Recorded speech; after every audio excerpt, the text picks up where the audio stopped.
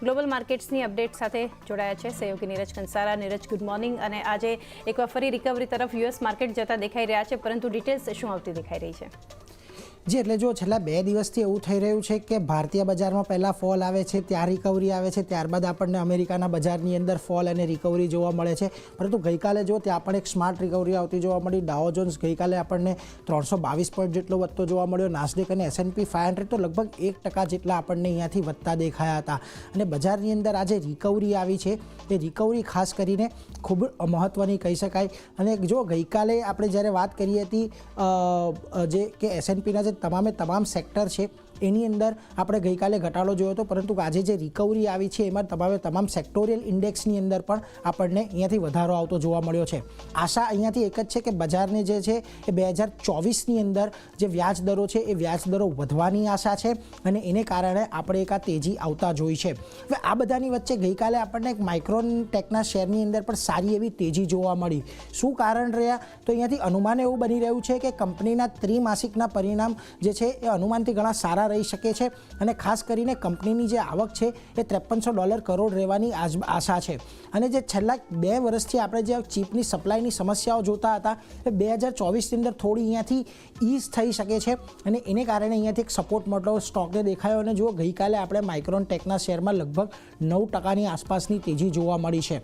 આ બધાની વચ્ચે આપણને ગઈકાલે US GDPના આંકડા પણ આવતા જોવા મળ્યા અને જુઓ ત્યાં પણ એક આપણને સારો એવો ઉછાળો જોવા મળ્યો છે.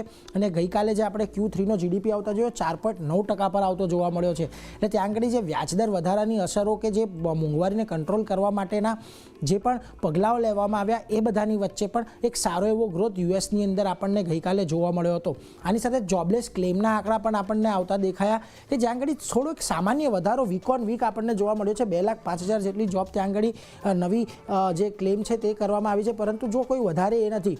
પરંતુ જે 2.21 કે 2.33ને એક સમયે જે આપણને આંકડા જોવા મળતા હતા ત્યાંથી અહીંયા એક નીચલા સ્તર પર આપણને આ જોવા મળ્યું છે. આની સાથે બીજી તરફ જાપાનના મોંઘવારીના પણ આંકડા આવ્યા. હવે અત્યારે એ બતાવવાનું ખાસ મહત્ત્વ એટલું કે વૈશ્વિક સ્તરે જે મોંઘવારીની ચિંતા આપણને સતાવી રહી હતી અને એ પછી જે વ્યાજદર વધારો કે સતત જે લિક્વિડિટી ટાઇટનિંગ સેન્ટ્રલ બેન્કો દ્વારા કરવામાં આવી રહ્યો છે તેની અસર હવે દેખાવાની ચાલુ થઈ છે. અને જુઓ, જે સતત 3 મહિનાથી છેલ્લા 5-1 મહિનાથી આપણે જાપાનની અંદર મોંઘવારી જોઈ હતી, ગઈકાલે આપણને અહીંયાથી નીચે આવતી દેખાય. થોડી ઈઝ નવેમ્બરમાં આપણને આ થતી દેખાય છે. અને આ જ બધા સંકેત છે કે જેને કારણે બજારને આજે થોડીક સારી ટેકો મળવાની આશા છે. પરંતુ એ સાથે આજને એશિયાના જે બજારો છે એના પણ એક વખત અપડેટ લઈ લઈએ કે આજે ત્યાં આપણને શું ખાસ ટ્રેડ જોવા મળી રહ્યો છે. જુઓ, નિક્કેઈની અંદર કોઈ વધારે આપણને ઘટાડો નથી. હેંગસેંગ થોડું પોઝિટિવ છે. શાંઘાઈની અંદર એક 5%નો આપણને ઘટાડો જોવા મળી રહ્યો છે. તો તાઇવાન, કોસ્પી, સ્ટ્રેટ ટાઈમ્સ બધે આજે આપણને તેજી સાથેના સંકેત જોવા મળી રહ્યા છે. ગઈકાલનો દિવસ ભારતીય બજાર માટે થોડો મહત્ત્વનો હતો. આપણે ગઈકાલે જે ક્લોઝિંગ જોયું છે 21,250ની ઉપરનું ગઈકાલનું ક્લોઝિંગ આપણને હતું.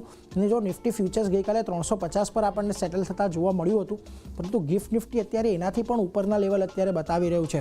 એટલે આજની દિવસમાં આ 21,300નું જે લેવલ છે એને બજાર એક વખત વટાવવાનો પ્રયાસ કરી શકે છે. અને ગઈકાલે જ્યારે આપણે ક્લોઝિંગની વાત કરી હતી ત્યારે હેમેનજીએ પણ કહ્યું હતું કે આજે 21,300નું લેવલ છે એ ડિસાઇસિવલી ઉપર જાય છે તો પછી આપણને વધારે તેજી જોવા મળી શકે છે. એટલે આજનો દિવસ મહત્ત્વનો છે કે બજાર આ 21,300ની ઉપરના લેવલ પર આપણને કેટલું સસ્ટેન થતું જોવા મળે છે. એટલે ઓવરઓલ આજના જે બધા સંકેતો છે એ પોઝિટિવ છે. જોઈએ આજે બજારની અંદર કેવી આજે આપણને સ્ટ્રેટેજી બનતી જોવા મળે છે. જી નીરજ, આભાર.